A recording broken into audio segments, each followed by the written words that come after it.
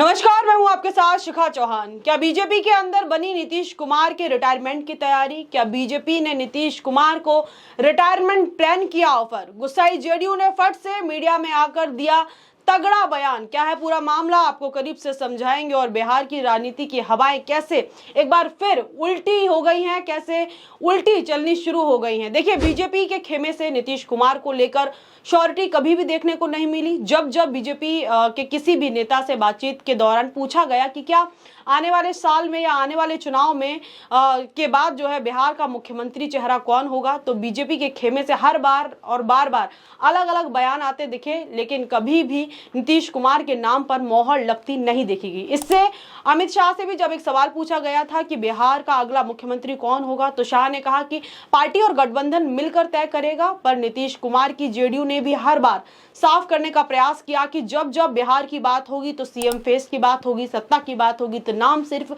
एक ही होगा, मुख्यमंत्री का चेहरा सिर्फ एक ही होगा और वो होंगे नीतीश कुमार।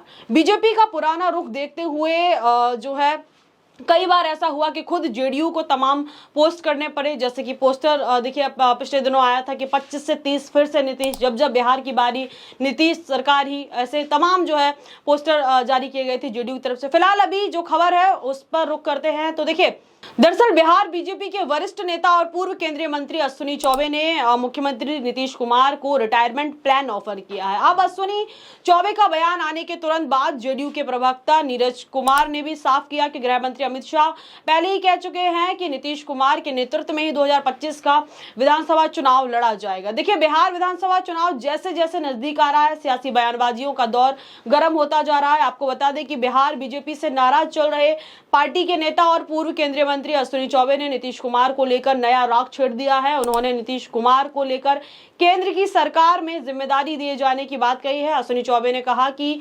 देश के पीएम मोदी हैं, बिहार में राम और लक्ष्मण की जोड़ी नीतीश कुमार, और जो है नीतीश कुमार बिहार के सीएम हैं, वे 20 साल से सीएम हैं। नीतीश कुमार का ओहदा और भी बड़ा होना चाहिए। नीतीश कुमार पूरे देश में प्रधानमंत्री मोदी के साथ कंधे से कंधा मिलाकर चलने वाले रहे। अब देखिए, इन लाइनों को जरा सुनिए कि 20 साल तक सीएम रह चुके हैं, अब उनका ओहदा बढ़ा देना चाहिए, यानी कि बिहार के सीएम के फेस से नीतीश कुमार की छुट्टी कर देनी चाहिए। अश्विनी चौबे ने आगे कहा कि नीतीश कुमार और मोदी की जोड़ी देश को दिशा दे रही है। एनडीए का लक्ष्य बिहार में इस साल 2025 का चुनाव जीतना है। मुझे लगता है कि बिहार की इच्छा है कि नीतीश कुमार को अब देश का उप प्रधानमंत्री बनाया जाए। इसी के साथ हमें जगजीवन राम के बाद दूसरा उप प्रधानमंत्री मिल जाएगा, ये हमारी व्यक्तिगत इच्छा है।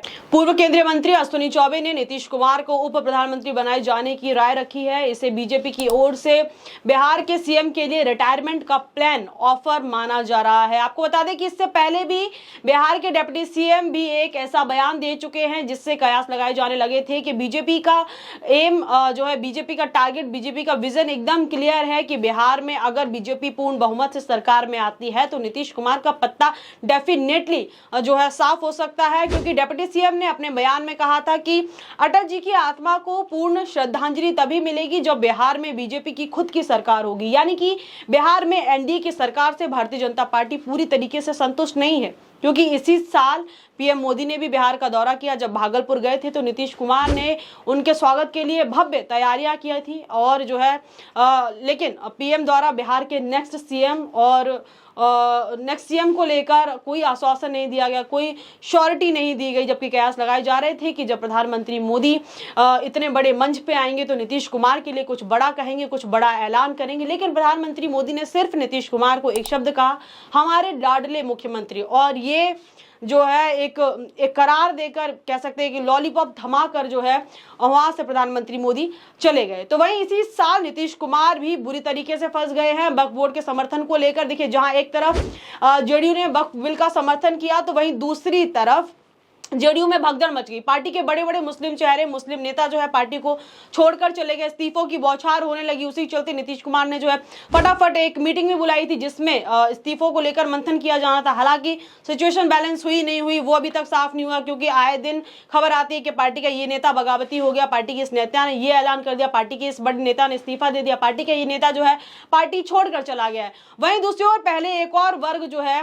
इसी साल, आपको बता दें, बिहार में विधानसभा चुनाव होने को है साल के अंत तक, तो नीतीश कुमार से जो युवा वर्ग है, पहले से युवा वर्ग नीतीश कुमार से नाराज बताया जा रहा था, जिसको लेकर नीतीश कुमार बार बार केंद्र से कह रहे थे कि बार बार अर्जी डाल रहे थे कि जो विधानसभा चुनाव होने को है उन्हें समय से पहले कराया जाए, जिसको केंद्र ने जो है केंद्र सरकार ने अनसुना करा। नीतीश कुमार का जो भी उन्होंने प्रस्ताव रखा, जो भी बात रखी अपनी, उसको पूरी तरीके से अनसुना किया गया। और अब दूसरी तरफ नीतीश कुमार जो है फंस चुके हैं बिहार में। पहले ही बड़े कई मुस्लिम संगठन, मुस्लिम समुदाय पहले ही कह चुके थे कि जो भी नेता जिनकी एक सेकुलरिज्म वाली छवि है वो अगर इस बिल का समर्थन करेंगे तो आने वाले समय में जो है मुस्लिम समुदाय का वोट उन्हें नहीं दिया जाएगा। और आप जानते हैं कि बिहार में मुस्लिम समुदाय नीतीश कुमार के लिए कितना इंपॉर्टेंट और कितना स्ट्रॉन्ग वोट बैंक शुरू से जेडीयू के लिए साबित हुआ है मुस्लिम समुदाय। और अब वक्फ बिल को लेकर समुदाय नाराज बताया जा रहा है। वहीं नीतीश कुमार की पार्टी में जो है कुछ भी ठीक नहीं चल रहा है। हालांकि देखिए, जो मुस्लिम संगठन है